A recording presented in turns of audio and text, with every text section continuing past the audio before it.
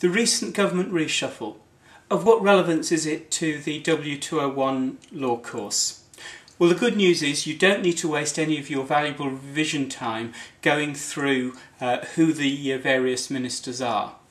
But the reshuffle does illustrate the structure of government that we have in this country, and it's worth as part of your revision, looking back at the structure of government and the important role that the Cabinet plays in bringing together the work of the different departments, headed by the first amongst equals, the Prime Minister, who of course has the greatest executive power. But look at each of the departments and you'll find a list on the number 10 Downing Street website. And you'll see the three different levels of ministers. At the top of a department, the Secretary of State. So, for example, the Education Department, Michael Gove. The next level down is the Minister of State level, and at the bottom, the Parliamentary Under-Secretary of State. They're all members of the government, and most of them, though not all of them, because there are limits on how many individuals can be paid a salary, but most of them will have ministerial car, ministerial salary.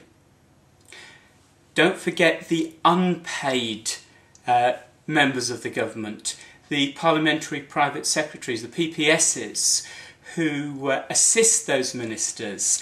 And of course some of those who were promoted had been PPSs and now are full ministers.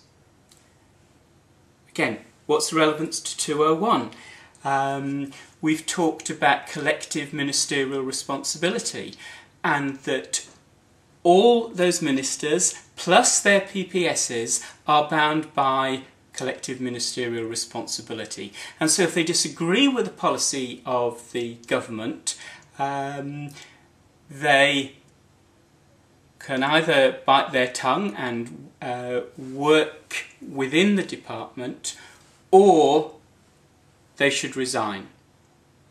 The other group that doesn't formally come within a department are the whips, headed by the Chief Whip, who's the Parliamentary Secretary to the Treasury, but his job is to make sure that government backbenchers and ministers themselves are there to vote on the required occasions.